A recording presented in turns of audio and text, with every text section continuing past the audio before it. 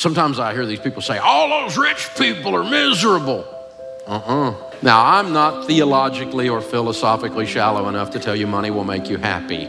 Money will not make you happy. You get more money, it will make you more of what you are right now.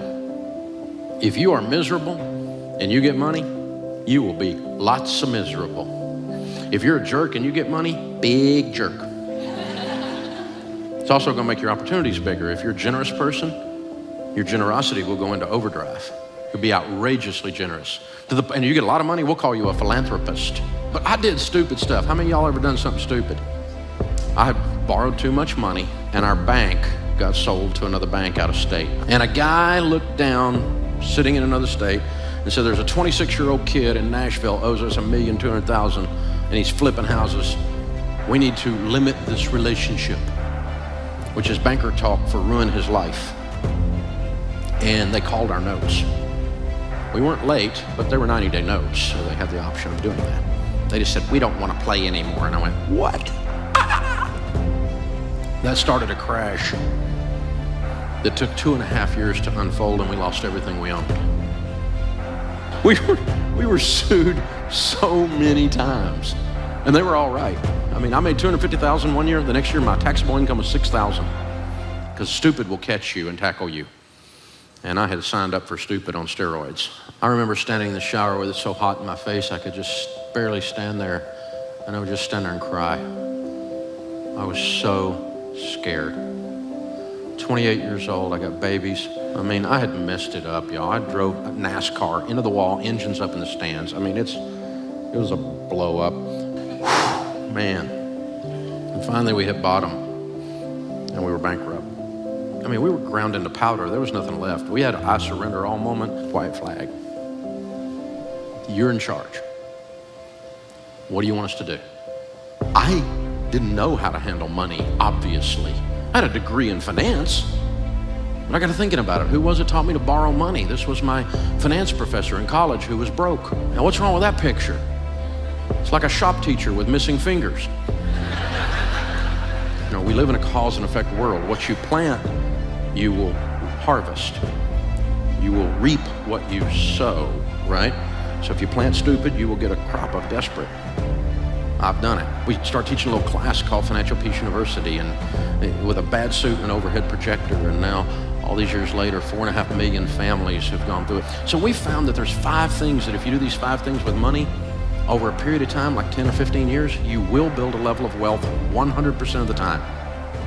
And now I said a level of wealth. I don't know what level, because I can't predict car wrecks and cancer. I can't predict tragedy, and I don't know what your income will be.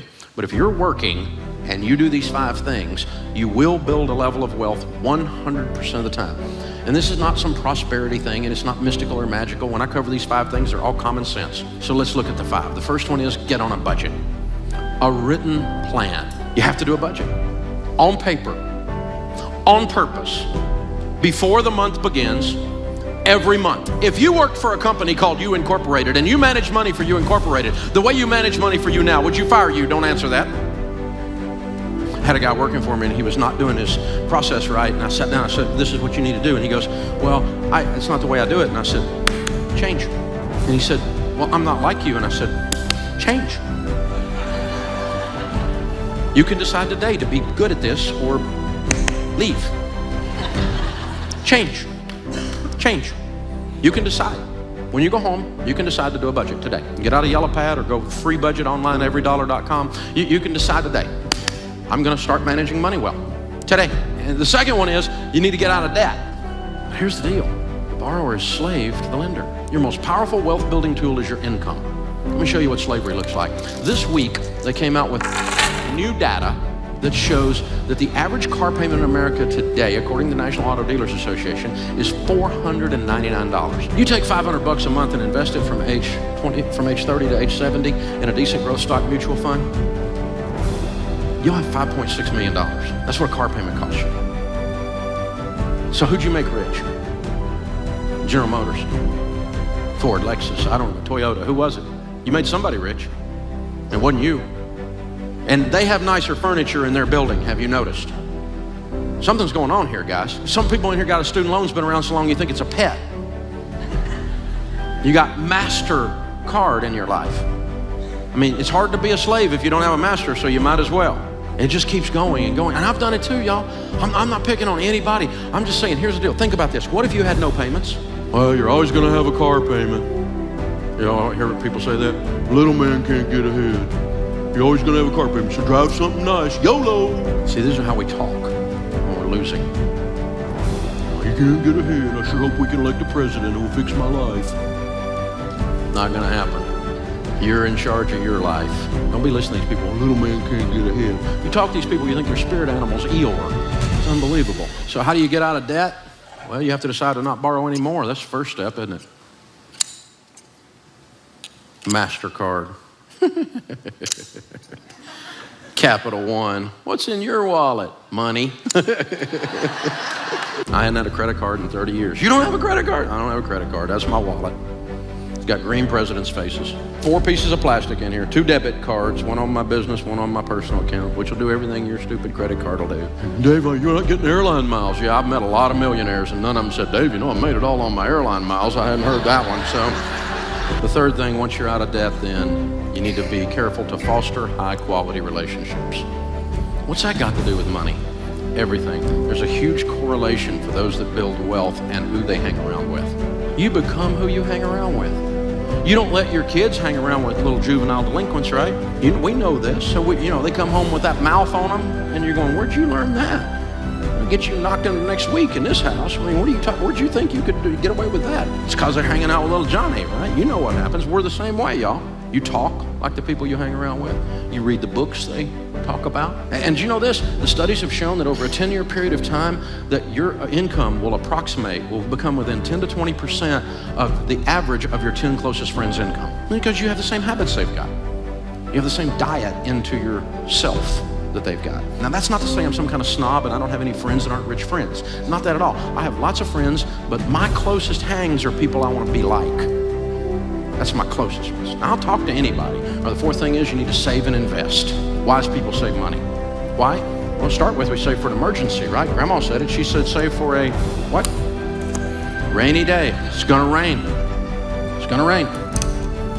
You're gonna have a car wreck. You're gonna lose your job. Something's gonna happen. You're gonna need some money. Dave, you need to be positive. I'm positive. It's gonna rain. I'm going to spend everything I make and hope the government, which is well known for its ability to handle money, will take care of me. Dumb idea. I'm not even sure some of them have opposable thumbs up there. You know what I'm saying? It's just ridiculous. They're not coming. There is no white horse. There is no Calvary. You are in charge of your destiny. And that's great news. It's great news. The last one is this, and this is all about generosity. Generous people are more attractive. They smile. They're not grouchy. It's not all about them. They're the ones that open the door. They're the ones when the grocery bag has the bottom drop out and your groceries are rolling all over the parking lot. They're the ones out there helping you pick it up. So generosity is a spirit. It changes everything in your life. But it's awful tough to give if you're broke. If you're in debt and you haven't saved any money and you don't have a plan and you're not hanging out with other people who are givers. And so change. You get to decide today. It'll change your life.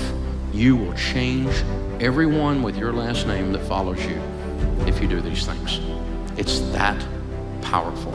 It's unbelievable. The sorrows are deeper and the joys are higher. It changes everything. It changes everything. And when you move this money piece around, it gives you the tools to be that in the marketplace and to be that for your family and to get this monkey off your back and to get that elephant out of the room because he's got to go.